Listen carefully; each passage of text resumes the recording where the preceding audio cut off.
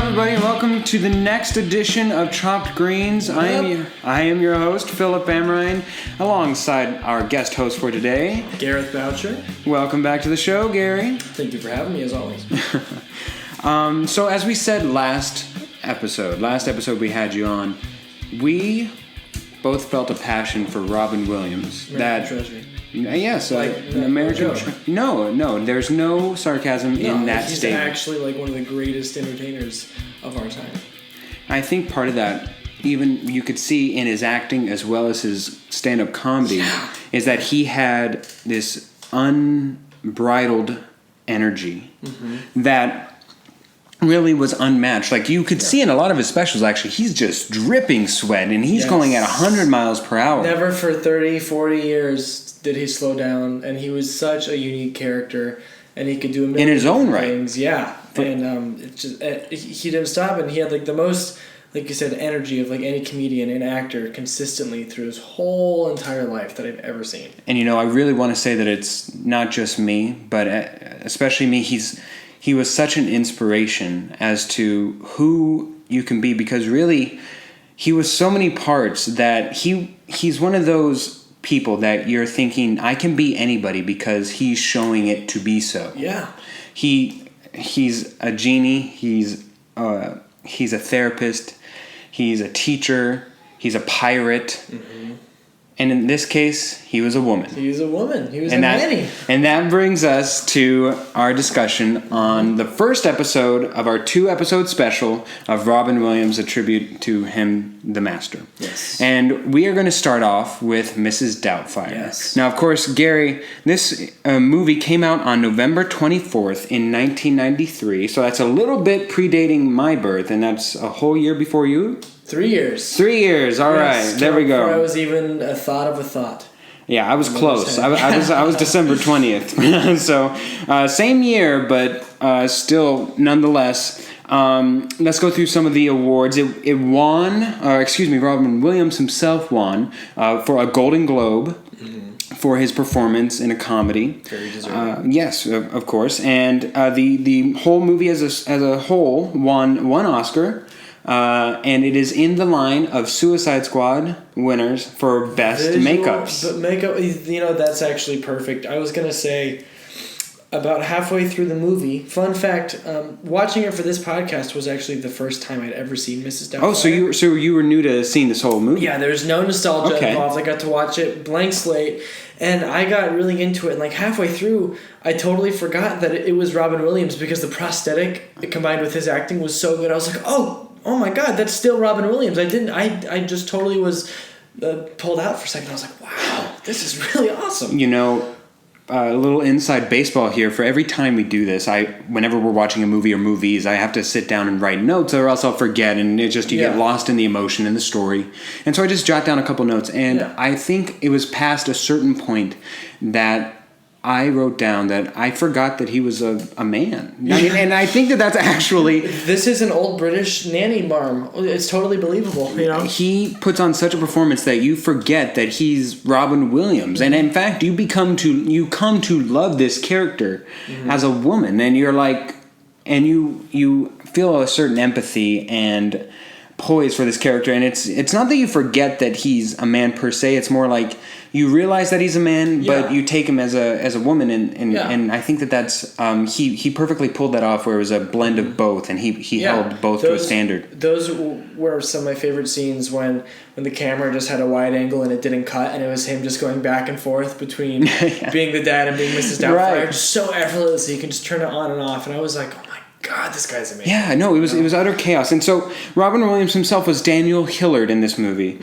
We go down to Sally Field, who played Miranda Hillard, his ex-wife in the movie. And going on, we have Pierce Brosnan.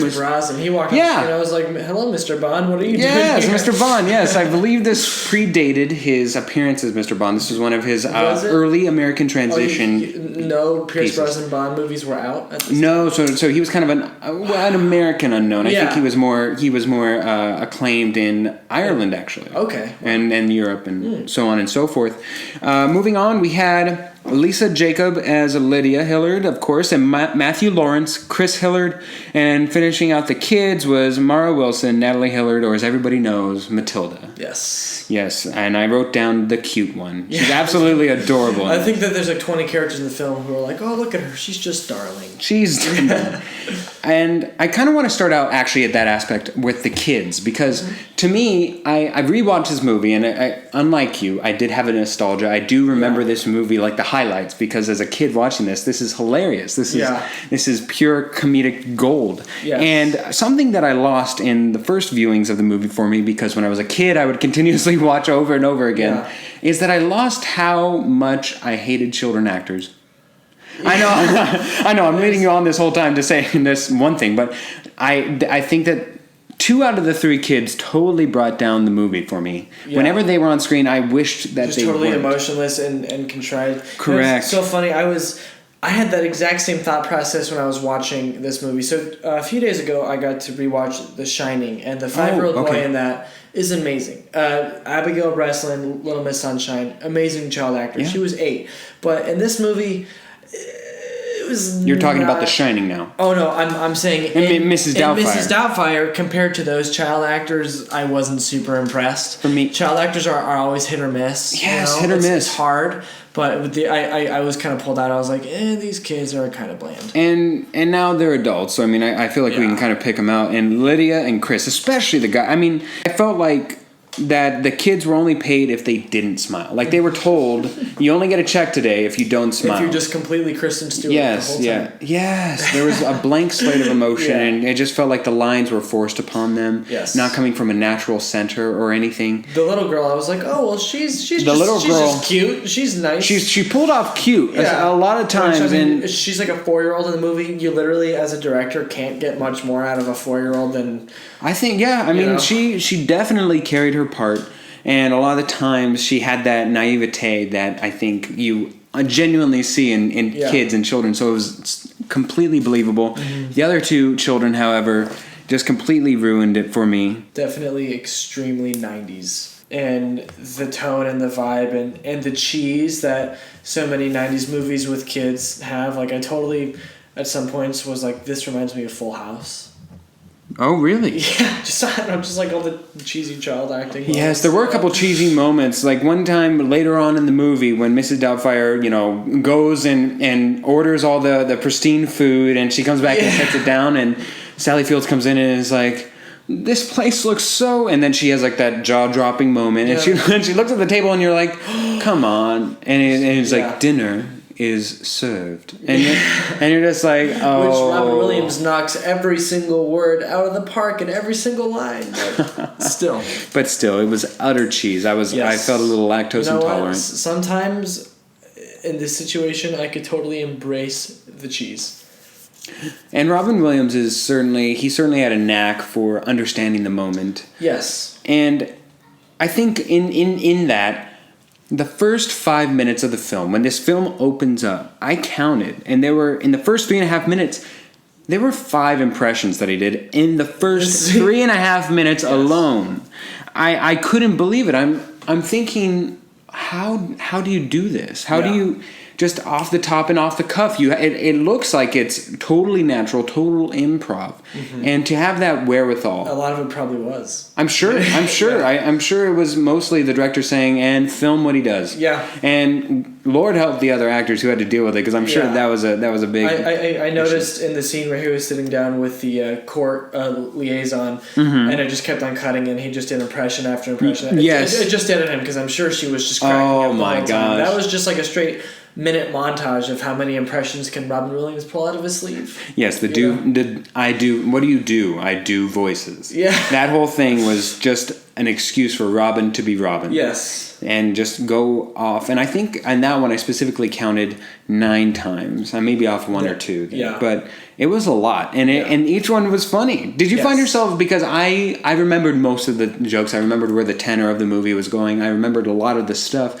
Did you, as seeing it for the first time, did you laugh and actually find it comical, or was it I did. I mean, I think he's eternally fun to watch. Like you said, his energy just sucks you in. Yeah. I mean, it's funny because it's like a children's movie, but it's actually PG-13. There's like a ton of innuendo that I wouldn't have caught when I was like 6. It's hidden very well. Yeah, that got me. I thought he was absolutely hilarious, and he and Pierce Brosnan and Sally Field, I all thought played very well off each other, and there were like a lot of really funny moments. I enjoyed it. I thought it was pretty funny. Well, the one problem, a big problem I found for this movie was that in the beginning they kind of set the standard where you find an empathetic figure in Sally Fields, who's the mother, and you're like, oh my goodness, why does she have to deal with Robin and his antics? And as Daniel, why does she have to deal with all this stuff? I mean, even the party, as non-believable as it was, within 4 hours to come up with a petting zoo. Petting zoo, and there's like 50 kids. 50 kids who just showed up to a house. It was not believable whatsoever. I was thinking like 10 minutes in, I was like, this all happened really fast. Oh yeah, things escalated rather quickly. Yes. But it totally flipped the script right after that. Right after she asks for a divorce, I think that's when it moves on, and it was kind of jarring to see how she completely turned into this evil, almost like not even funny, like it was just crude as far as her antics towards Daniel, and she turns into this non-lovable character. It was good cop, bad cop, and the mom got painted as the bad cop, and everyone was like, we don't want to be with mom, we want to be with dad. And they concentrated a lot more on how it was hurting Robin Williams' character than on how it was hurting Sally Field. Definitely. And I think it really helped. I don't know if that helped per se Robin as a whole, but in his... I think Robin's yearning as Daniel, his yearning created genuine interest and belief in the children. And you really bought that he loved these children. As much as you didn't believe in the children actors being the children, you believed Robin Williams as Daniel, loving these children as a father and totally being invested and loving towards them. That's where he rises beyond just pure caricature, and the fact that he can really tug at your heartstrings in a lot of those scenes. He can go from Mrs. Doubtfire to like somber dad in 2 seconds, and it was beautiful. And for my 2 cents, it was both court speeches. I mean, the first one was not lengthy. It was just, that's not enough, and he kind of goes along and streams along with this idea of one day is not enough with my kids, and you totally, it hits you, and you're like, wow, he really cares about these children. And at the end, he's like, I went crazy, and I have no other defense other than I went crazy for my children, and you buy it. I mean, I don't know if it's Robin specifically, and I hope I'm not going to sound like a broken record, but there are just multiples of his movies where without him, that character, that being that was written in the script is not believable. That without him it does not work. And this is completely one character, Mrs. Doubtfire, that he carries it. He carries the title role beautifully, and without him it doesn't work. You can't name another actor who could have fulfilled that movie. It doesn't work. It's not believable. It's a straight to DVD movie. I was going to say, without Robin Williams, it's a Lifetime Channel original movie about it's this melodrama about divorce that it's just cheese, but he makes it funny and he makes it heartfelt.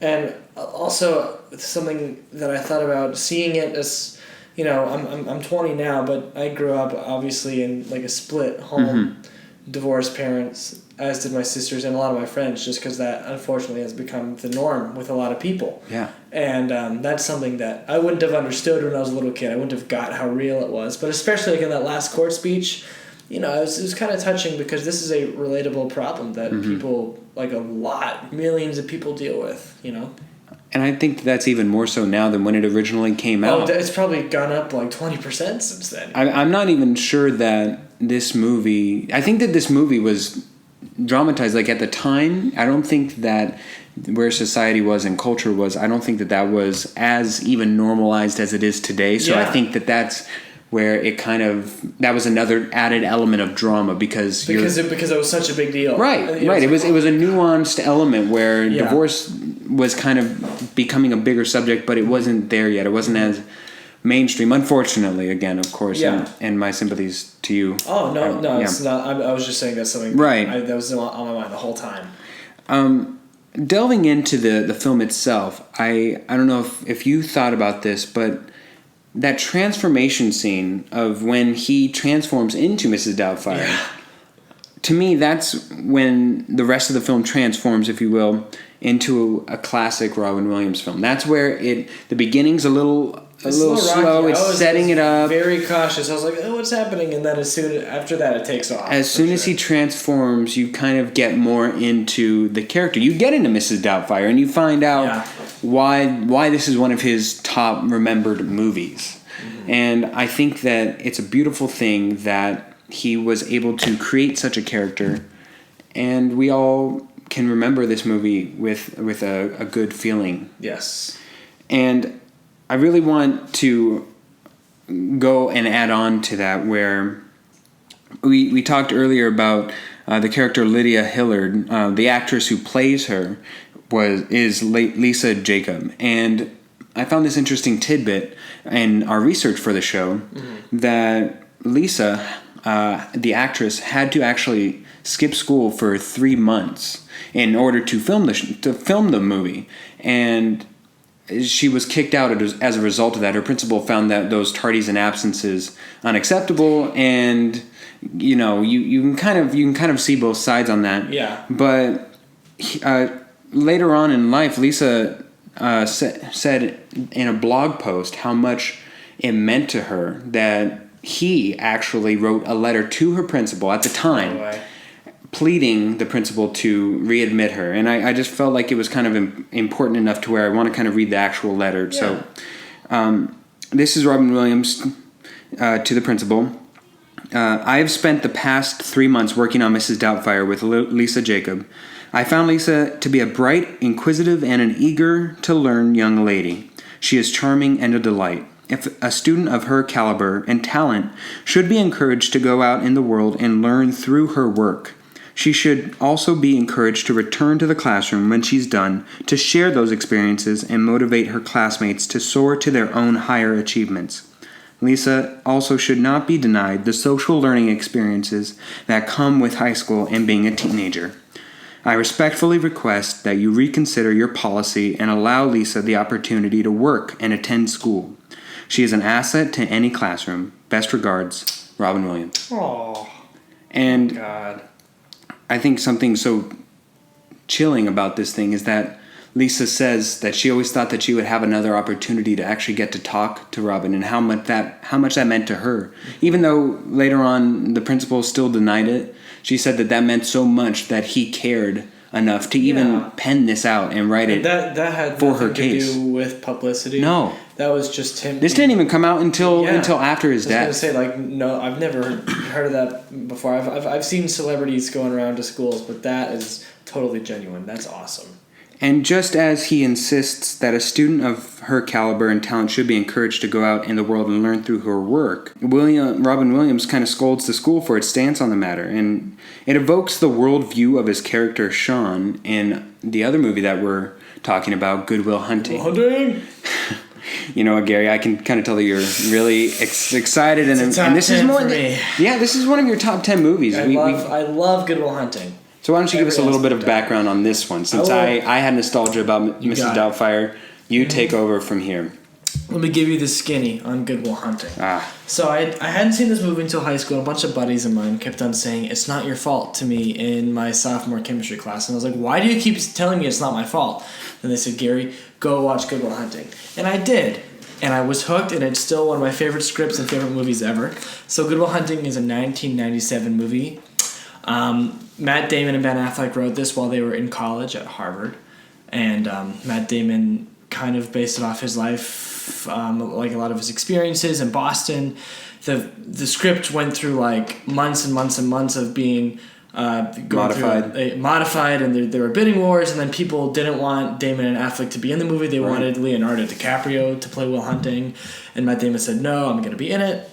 Crazy stuff. Nobody would direct it. They asked Kevin Smith, Mel Gibson. Eventually got Gus Van Sant. The movie got made, and it turned out like perfect as it is, I think. Matt Damon is obviously the lead role, Will Hunting. Ben Affleck plays his best friend, Chucky. Then you have a Minnie Driver playing Skylar, Matt Damon's girlfriend. And Stellan Skarsgård plays the university professor. And Gerard Lambeau. Is that his name? Yeah. I just know him as Stellan. Right. He's got a cooler name than any of his characters, Stellan Skarsgård. And then, of course, kind of the highlight of the film is Robin Williams, who plays Sean, the community college professor who acts as Will's therapist. The film revolves around Will Hunting, who is this kid, this kind of rough and tough kid raised in Southie in Boston, who's actually like a legitimate genius. He's a janitor at MIT, and he finishes like equations that nobody in the world can do at night when he's sweeping the floors and everything. And he gets into legal trouble, and he has a deferred prosecution deal where he gets to go talk to a therapist, and that therapist is Sean, who is Robin Williams.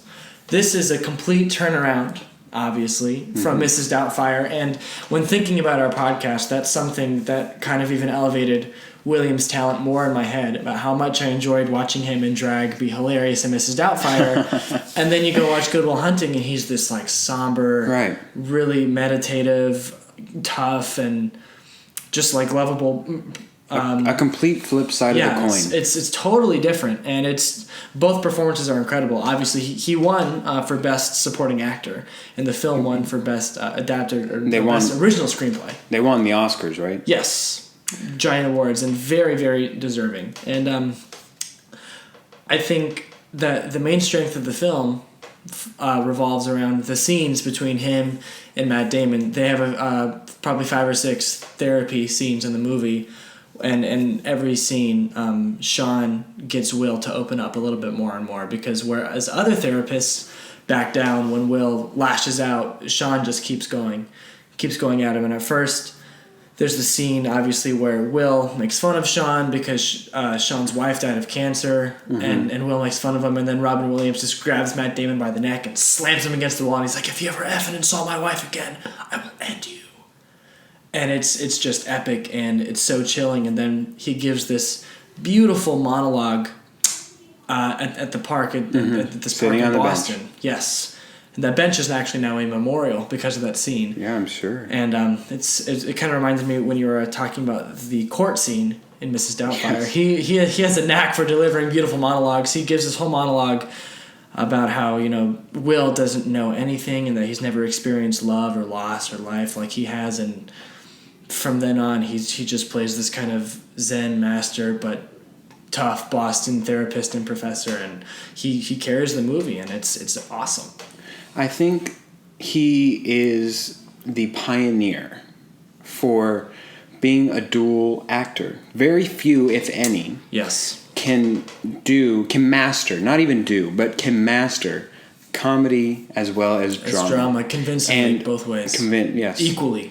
And to be fair, he started out in comedy, and I think he broke the mold of everybody just thinking that he was a straight-up comedic actor, which he was. I mean, we see this in Mrs. Doubtfire, where he is a comedic person with a side of drama, with just like enough to be a believable being. Yes. And then it's the opposite in Good Will Hunting. He's very melodramatic with a little bit of comedy sprinkled in there. The comedy that he has is a humanistic comedy of just natural flowing. It's not, you don't see that exerted energy. It's he doesn't goof off at all the whole movie. No. He doesn't have any of it. He doesn't do impressions. Nope. He doesn't do anything. And he even grows a beard, which is, for him is... It is a fantastic beard. It's like a top 10 movie beard ever. It's the most full bushy beard you've ever seen. Maybe that's a topic. Top 10 movie beards. But really, like I was saying, he's a pioneer in that aspect. Really, the only other comp I've ever noticed or taken a view of is really... the person who plays in The Office. I'm all of a sudden... Steve Carell. Yeah. Thank you. I don't think even Steve Carell has reached the legend status that Robin... He's up there. But. He's done some stuff. He's done Foxcatcher, which is a different type.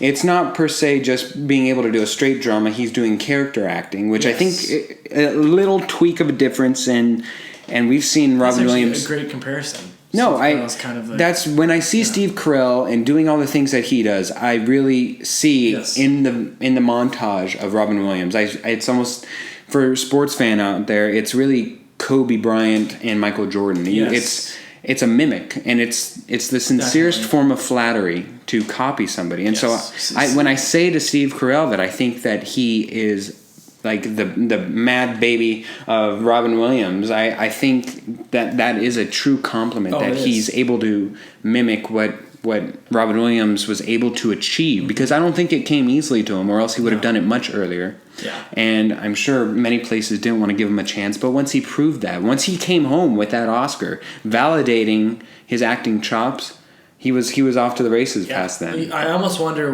he's obviously known for like his slapstick and eccentric comedy, but just watching his scenes in that movie alone, they're so powerful, and I'm like, man, like what if this guy did a few more melodramas in his lifetime? He totally could have. Because even in this movie, he's not the main character by any measure. He won the best supporting actor. Yeah, he's definitely a side character. Will and Chucky and Skylar are the big three, and he is just kind of always there, but he kind of steals the show. And I think that it's exceptional that he was able to pull that off, and it's unfortunate, I think, that he was limited in this movie to just Matt Damon scenes, because he has one of those almost like a Jaws moment, right, where you yearn for more of him, because he has that ability to just almost speak through the camera to you, whoever you is that is listening, you the audience. You feel like he's talking to you, communicating to you. Yeah. Even now that he's deceased, it's that gift that all artists, that's what their artwork is.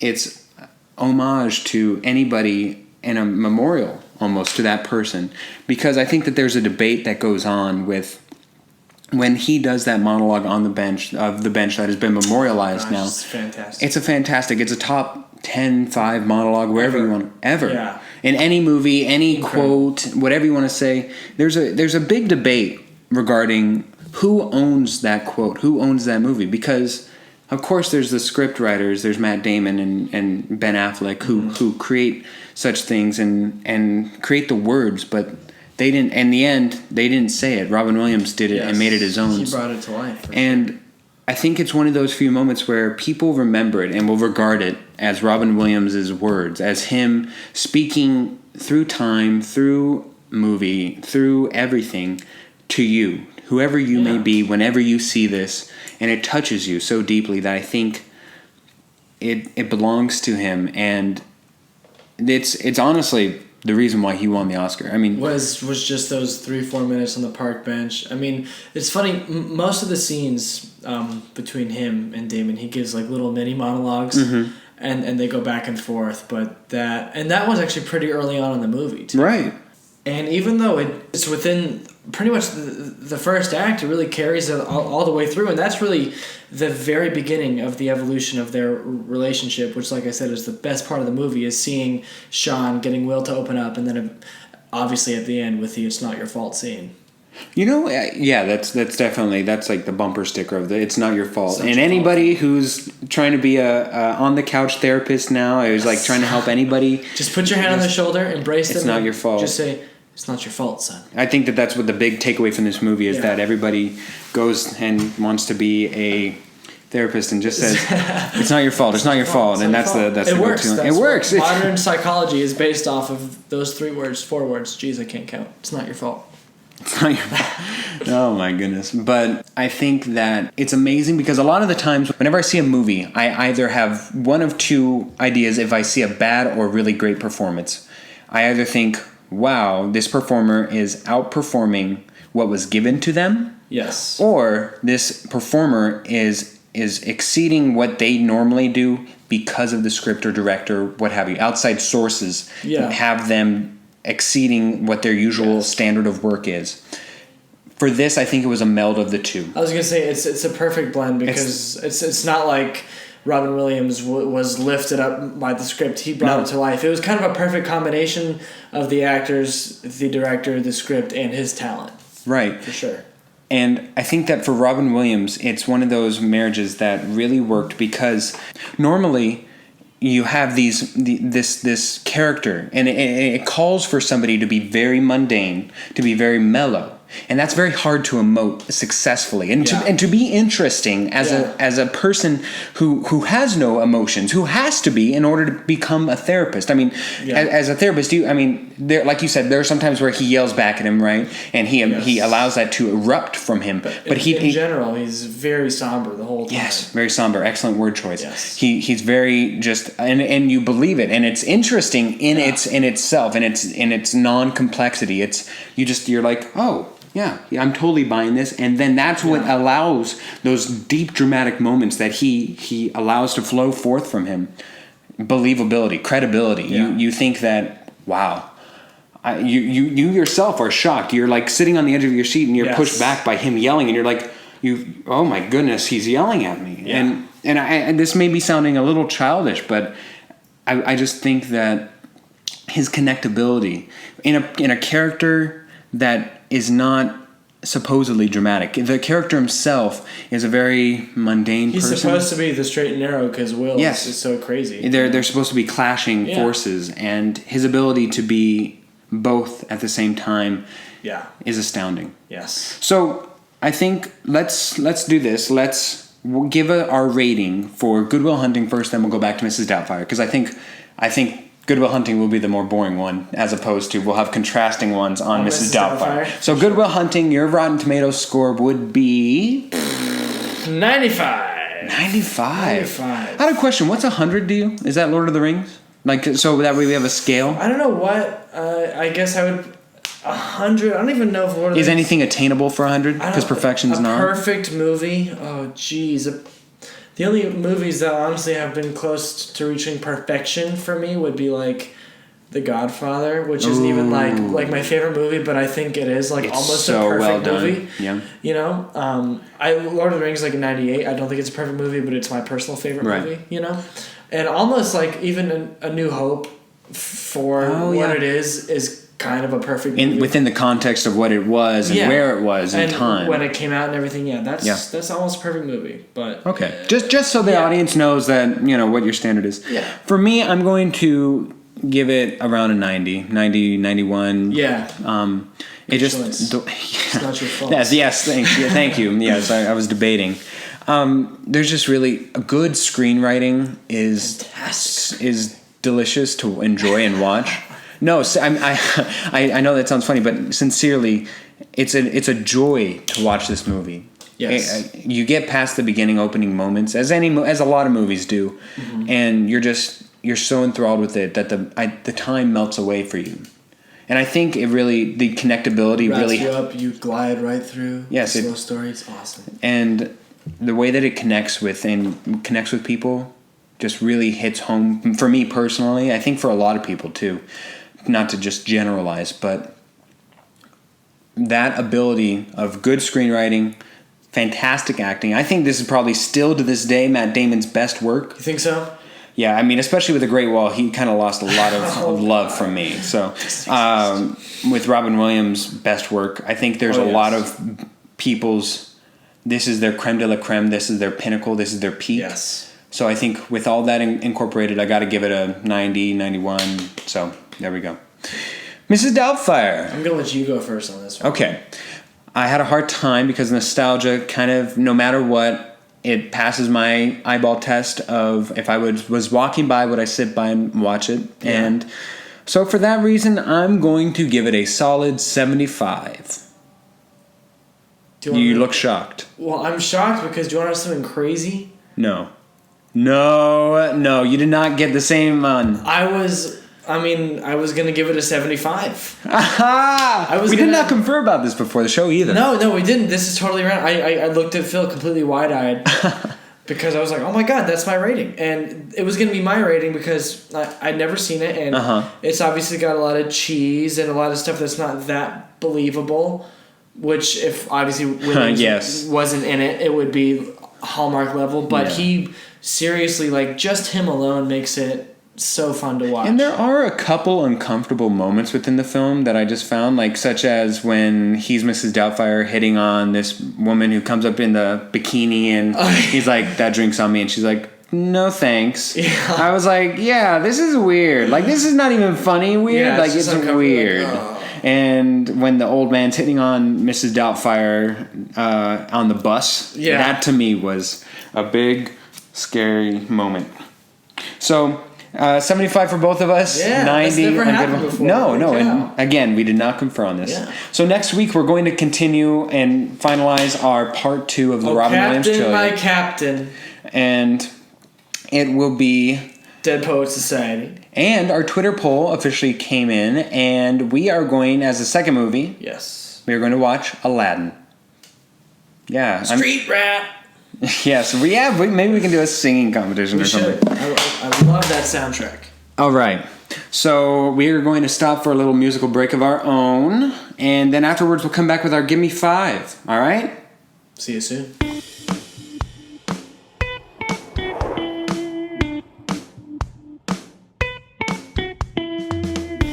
All right, welcome back. It's not your fault. Oh my goodness. It isn't.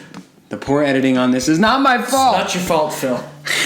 But you know what is my fault? So I'm going to take all the credit and go first right now, all right? All right, it's Give Me 5. I have 5 questions for you. You have 5 questions for me. We lay them all out here. We answer as honestly as we can. Let's do it. And here we go. All right, Gary, a new ESPN article came out this week, and it chronicles an NBA league-wide addiction to PB&J. I love that article. Yes. I loved it. I saw you share it on Facebook. All right, citing the birth of the phenomenon with the Kevin Garnett trio of the Big Three in Boston.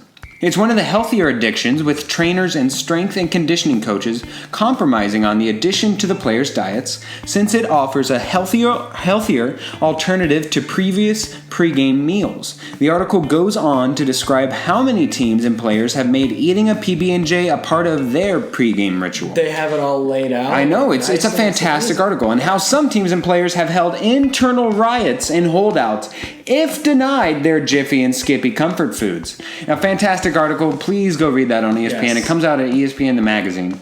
But this all goes to say, Gary, my question for you. I want to know, what is your biggest comfort food item, and would you riot if denied your right to consume it? Biggest comfort food item. Yes. This is going to be kind of out of left field. I just want to say, after I read that article, I immediately was You wanted a PB&J. I got up and I made one, and I was so happy. I was like, I haven't had one of these 6 months. And they're so intricate. Some get bananas, some get organic, some get chocolate. Crunchy, grape, strawberry, apricot. You can go anywhere. Anyways, your comfort food. My comfort food, be a little bit of out of left field, but dinosaur chicken nuggets. Oh, yes. A lot of us 90s babies. I got mine at Costco, but most grocery stores sell them. They're these frozen little mini dinosaur-shaped chicken nuggets, and microwave safe. I would always my girlfriend actually stuck them in the oven because she's anti-microwave, and I was like, you ruined it.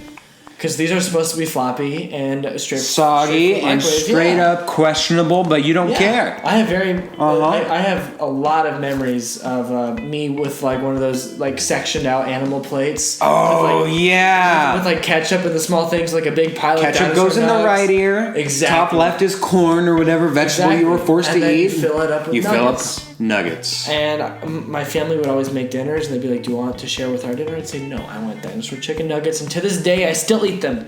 I love it. And if someone took it away, I would riot. I mean, I almost rioted just when someone put it in the oven. So if someone took it away, I would be legitimately emotionally upset. All right. Watch out for those chicken nuggets with the dinos. Yes. All right, your turn. So, my Give Me 5 in honor of Mr. Williams is all Mr. Williams themed. Oh, fantastic. It's going to be a little Robin Williams trivia. So, question 1, high school yearbook question. Which one of these is true about Robin Williams? He was voted one of these things. I'm going to give you 4. Okay. 3 of them are false, 1 is true. Oh, so I'm finding the true one. Yes. Okay. All right. He was voted class clown. He was voted least likely to be successful. He was voted most athletic. He was voted most likely to be the president. Ooh. Now, I know he did Man of the Year as a later on to be, and he kind of spoke on what we're seeing now in our political culture of an outsider becoming president. So I'm not going to say he was that knowledgeable. He wasn't a Nostradamus and doing that. So I'm taking that out here. Let's go with, he was kind of W at the end there. I mean, I love the guy, but he played soccer in college. Did you know that? Oh, now that you're giving me facts, I'm thinking that you're throwing me off. Let's go with most athletic. I think that's the true one. Is that your final answer? That is my final answer. Your final answer is wrong! Oh! This is kind of mean. I think it's tongue-in-cheek, but he was actually voted least likely to succeed in high school. Oh. I didn't know. I mean, we didn't have that at North Point, I don't think. But his fellow classmates said, you are the least likely to succeed. And who are his classmates? I don't know. We don't know. A bunch of nobodies, because look at him now. Look at him now. Hey. All right. My turn. Gary, I have been on your favorite site, the UberFacts site. Again. Yes. And I'm going to give you 5 sets of 3 facts. 2 are true. 1 fact I've actually made up completely. I want you to tell me which one I made up. Are you ready, Gary? Let's do it. All right, let's try not to strike out. Your girlfriend actually beat you on the last time you played this. Yeah, we're not going to talk about it. We're not going to talk. She also puts dinosaur chicken nuggets in the oven. Right, so really that's an invalid person. All right, here we go. Set number 1. Eating bacon can help you live longer because it contains lysine. Number 2, the man bun hairstyle can cause hair loss. And fact number 3, according to a new study out of UCLA, eating 1 bowl of spaghetti a day can double testosterone in men. Is it the eating bacon can help you live longer, the man bun hairstyle can cause hair loss, or eating a bowl of spaghetti can double testosterone? Well, I know that the man bun thing is true because for a while, when I was in my first year of college, I got really obsessed with attaining one. I gave up about halfway through. All right. But I did read an article about that. I'm going to go ahead and say that that is true, along with the spaghetti fact. You're saying that eating bacon is false. Is false? Yes. I completely made up the spaghetti. Oh, it's not starting off good, Gary. How can bacon make you live longer? It's so bad for you. It's good for the soul. You know it's lysine. That's what it is. I didn't even know what lysine was. Niacin. Well, I could not make up that word. Niacin. All right, here we go. Set number 2. Fact number 1, Rainn Wilson brought in his own costume for the character of Dwight Schrute in The Office. Number 2, more people die of obesity every year worldwide than hunger. And fact number 3, Whitney Houston was a producer for the 2001 movie The Princess Diaries. Again, Dwight Schrute's costume, courtesy of Rainn Wilson. More people die of obesity than hunger. And Whitney Houston produced The Princess Diaries. Which one is false? I'm going to go with the Rainn Wilson fact. You completely sniffed me out on that one. That is false. I know that you're a big Office fan. I was like, I knew you yourself were too, so that's partly why I put it in there. All right, here we go. You're 1 for 1. Or you're 1 and 1, excuse me.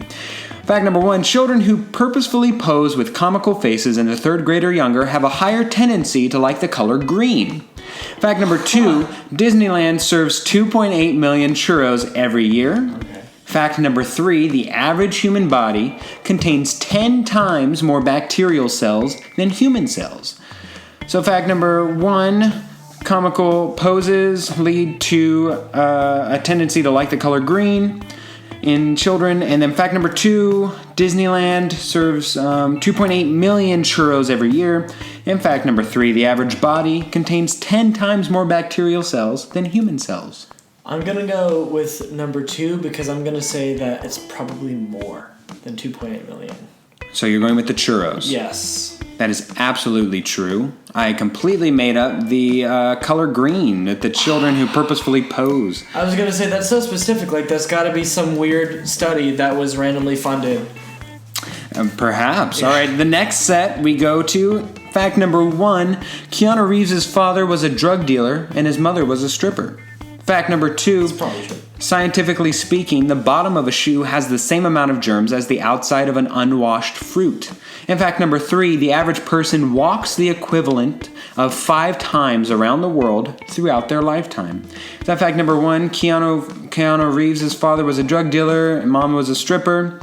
Bottom of a shoe has the same amount of germs as the outside of a fruit. Or the average person walks 5 times around the world throughout their lifetime. These are all believable, right? Yeah, these are all. I mean, Keanu is such an interesting guy that wouldn't surprise me at all. The second one is the bottom of the shoe and the fruit, correct? Correct. And then the third one, walking around the world 5 times. I'm gonna have to go with the third one. I completely made up the bottom of the shoe. Oh, I am getting good at this, Gary. You've got 1 and 3. Last one for respectability. You'll still lose, but one more for respectability. I'll be 2 for 5, which if we're shooting 3-pointers, that's 40%, and that's respectable. You know what? You're going to lose in this, but you're going to win in the freaking bracket challenge. Which is all. So this is payback, is what this is. Public shaming. All right, last set. All astronauts must learn how to speak Russian, and all cosmonauts must learn how to speak English. Fact number 2, the Jamaican jungle frog has a skin tone so rough it is sometimes used as sandpaper by the natives to the region. And fact number 3, dead people can still get goosebumps. Number 2, Jamaica doesn't have forest frogs. You completely sniffed me out on that one. I did make up the Jamaican jungle frog. You are so creative in making up these facts that could be totally randomly true. You know what, though? I did ask your mom before this podcast began a couple facts about you, and that's why I saw your pose out there, your little picture about you posed as with a comical face, and you love the color green. That's where that came from. Really? I know that you hate spaghetti.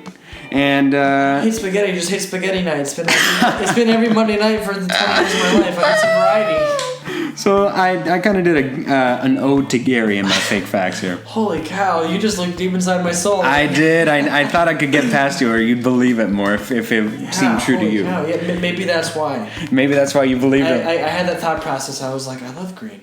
And I did. And I always ruined pictures as a kid. Wow. Wow, that is fantastic. All right, your turn. So I had something similar. It's more Robin Williams trivia. Okay. So when Williams was first starting out as an entertainer in New York City, he held an eccentric job. I'm going to give you 4 eccentric jobs. One of them is true. He had eccentric jobs. All right. Yes. Cool. So A, he performed in a one-man band on Times Square. Okay. B, he was an extra on Sesame Street. Okay. C, he performed as a mime in front of the Metropolitan Museum of Art. D, he worked in Manhattan for a traveling theater troupe.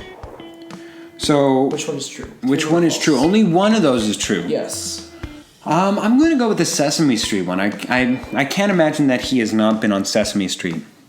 He has been on Sesame Street, but not for that. Oh! The one that is true is C. He performed as a mime by himself in front of the Metropolitan Museum of Art to make spare change to go to acting school.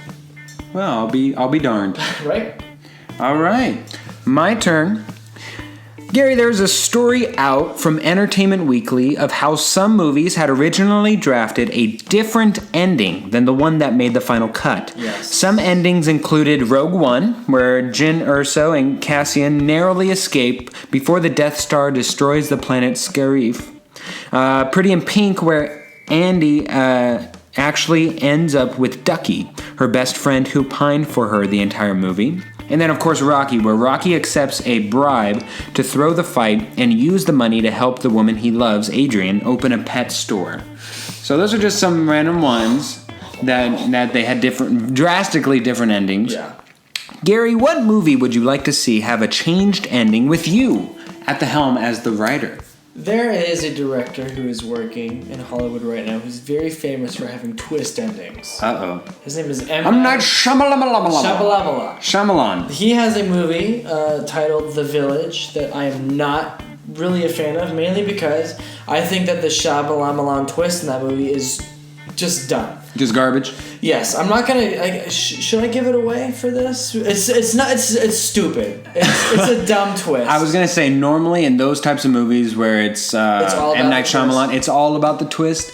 I would say no, but if it's this indeed stupid, I say give it. What it is, there are these people who live in this secluded village in the forest, and these village elders keep them out of the outside world. It's set in the 1600s. Amish yeah, it's the Amish people. And eventually they find out that these old people dress up as monsters at night to keep the village people in because they've secluded themselves from 20th century life. It's so dumb.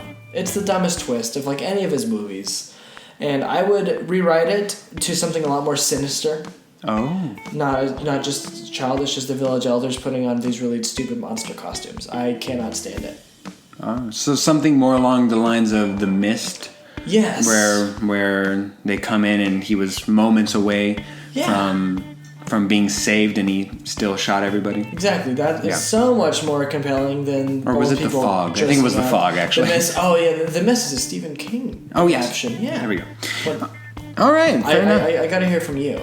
You got one? Which one would I change the ending to? Yeah. I think maybe The Town. The Town, okay. Because I didn't... Or actually, you know what? Even better gangster movie? The Departed. You changed the ending? I changed the ending to that only because... again, spoiler alert. Everybody dies in that one, and it's somewhat deflating to where it's like, oh, you're dead. Oh. All right, is anybody going to make it out? Oh, yeah, I remember him. He killed him. It was the flip reverse of The Dark Knight where everybody dies in the beginning, and you're just like, oh... This is smart. At the end, it was like, oh, everyone's dead. This is stupid. Goodbye, person who I cared about. Oh, There goes your arc. Okay. But yeah, your turn. So, we all know that Robin Williams is a master impersonator. Yes, we do. He has stated that he has a favorite actor that he likes to impersonate. Oh. I'm going to give you 4 actors. Let me know which one is his favorite to impersonate. Okay. Jack Nicholson, Christopher Walken, Charlton Heston, or Marlon Brando. You know, Christopher Walken is exceptionally impersonable. There were 2 mice in a bucket of cream. This is great. Christopher Walken is so much fun. We need more cowbell. So I can't believe such low-hanging fruit would be for Robin Williams, especially for someone of his talent. Very astute observation. Yes, I think that he goes for the much harder ones. So it's either for me, Robert De Niro, or it's Marlon Brando. Robert De Niro wasn't on there. Jack Nicholson is who you're thinking? Yes. So then it's not going to be Jack Nicholson. It's going to be Marlon Brando. You picking Marlon Brando? I locking do. it in? Locking it in. It was actually Jack Nicholson. Oh wow, that's great. Great pick though. It's very intuitive. I actually put in Christopher Walken in there because everyone wants to impersonate him. Right. And I was like, wow, that was very smart pick, a part of my strategy. So I eliminated a successful option only to pick another wrong option. All right. But I appreciate the pat on the back. 10 points to Gryffindor. 10 points to Gryffindor for nothing. Gryffindor! All right. Iron Man star Robert Downey Jr. will be playing the lead role in the upcoming The Voyage of Dr. Dolittle. What? Yeah, I know. It slipped through my timeline as well. The news comes shortly after Universal Pictures won a heated auction for the film, which is based on Hugh Lofting's Dr. Dolittle series. While Tom Shepard wrote an early draft of the movie, Academy Award winner Stephen Gaghan will be both directing the film and rewriting Shepard's script. Gary, with Dr. Dolittle having the skill and knowledge to talk to the animals, I want to know, what odd skill would you like to learn if you knew it was attainable? If I knew it was attainable, what odd skill? So is this like on the lines of what superpower would I like or something? But it has to be somewhat realistic because you can talk to animals, or at least they make a case for it, and not be superhuman. You can just research talk to animals. What? So it's a little bit different than superhuman, where you're automatically strong without having to work out. Am I allowed to say cooking? Oh, so you want to be like the If I didn't have to train to be like a world-class chef, every time I go out to eat at a really, really, really nice, expensive place, I always wish I could do that, and I'm obviously stuck with dinosaur nugs. Yes, and but don't diss those nugs. Cooking is an action. Don't diss the nugs, people. It's not your fault if you do. Cooking is a skill that I know that like it's something that you build, but it's also like a weird talent. Like if you've seen Ratatouille, he just has that knack for like tasting the flavors. Vision. I wish I had that. I wish I could do that. Yeah, I completely agree. I think that could be, you could be like the pioneer.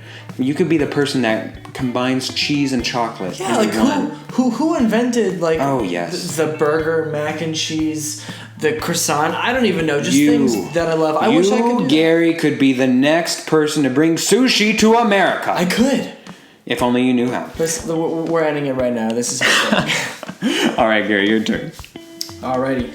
So, Robin Williams is obviously a master improviser. Of course. He was in a movie, and he improvised nearly every single line of dialogue in a movie. I know. I believe it. We're going to follow the same model. I'm going to give you 4 movies. Which movie was the improvised movie? Mrs. Doubtfire, Aladdin, Good Morning Vietnam, or Jumanji? Which of these 4 films did he improvise almost every single thing that he said? How dare you? How dare you, sir, include Mrs. Doubtfire in this? No, you're messing with my mind. All right, let me conflict behind your eyes. Okay, well let's get it out of the way. It's not Good Will Hunting. That is too brilliantly stated to be improvised. So that's not in the picture. It's a great movie, but that it's scripted, which is fine. It's beautiful, but it's not that. Again? Yes. So I have Mrs. Doubtfire, Jumanji, and what else? Aladdin and Good Morning Vietnam.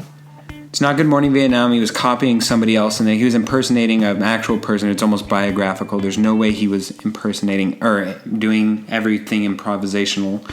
It's either Aladdin or Jumanji for me, and I'm going to have to go with Jumanji because most of that movie he's just yelling.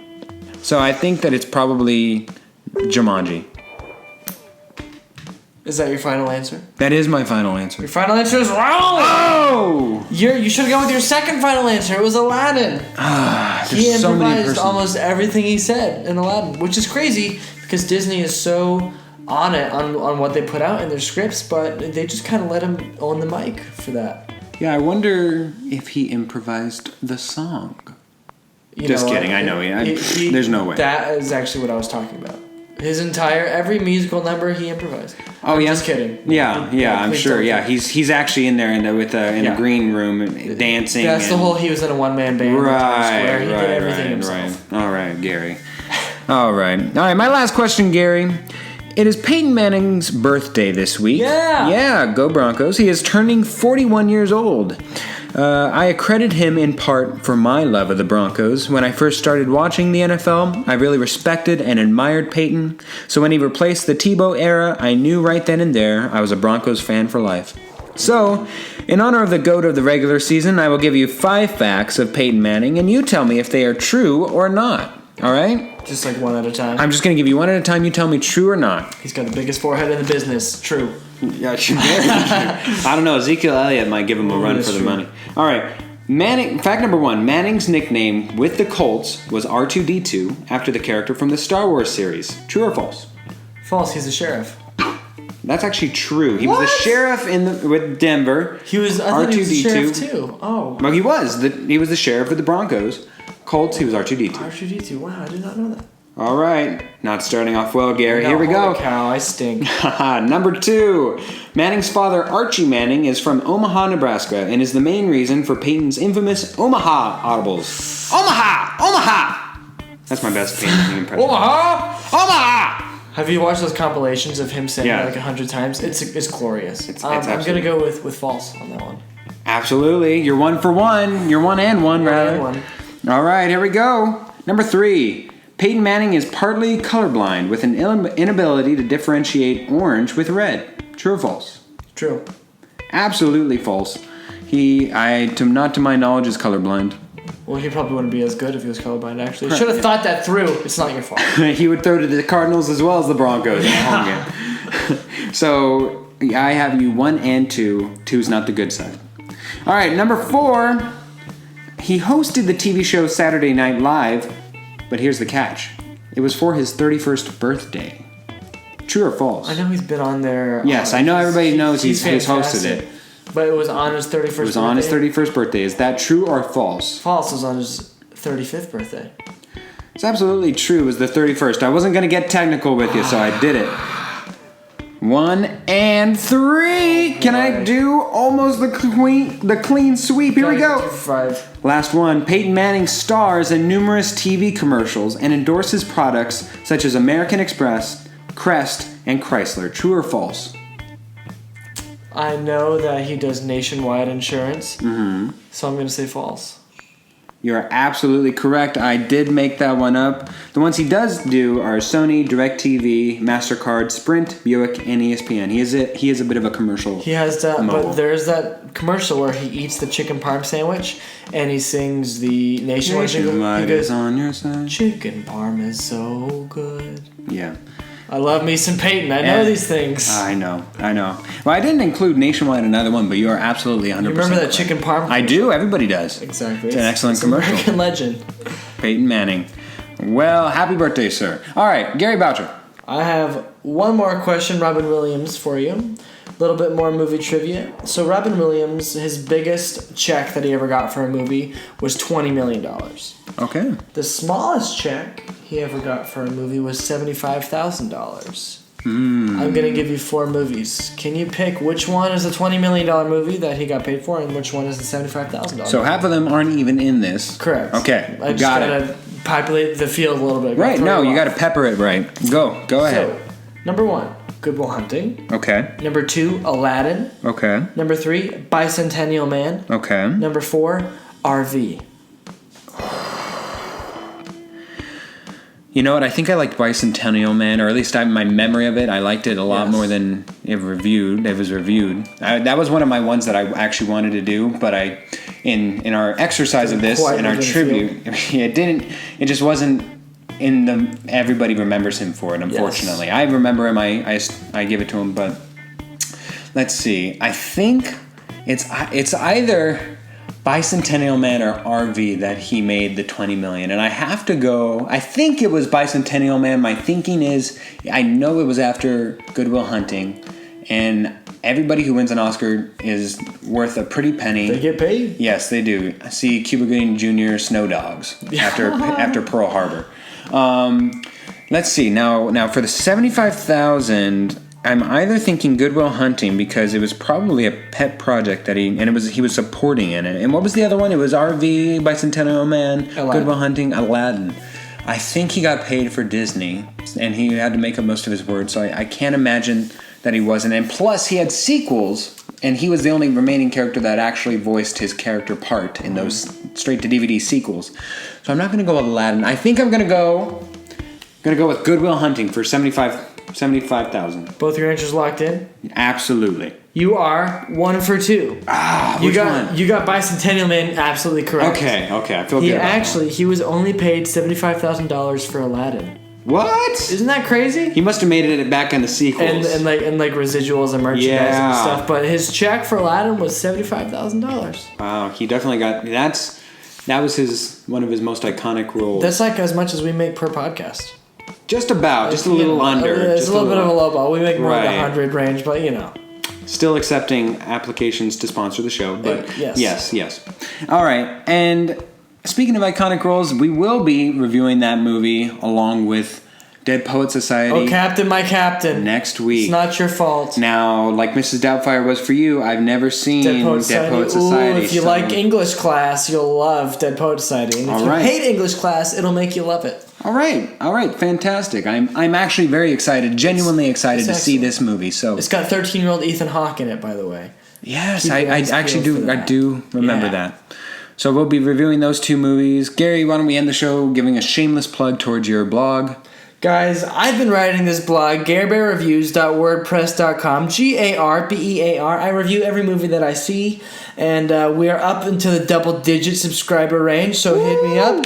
If you have a movie requested, I do classics, I do TV shows. I'm going to try to hire some folk to start doing video games, music, and the like. We review everything, so hit me up. All right, fantastic. Sounds great, Gary. And for my guest host, Gary Boucher, I am Philip Amerine. This has been a Chopped Greens production. Thank you very much. Off.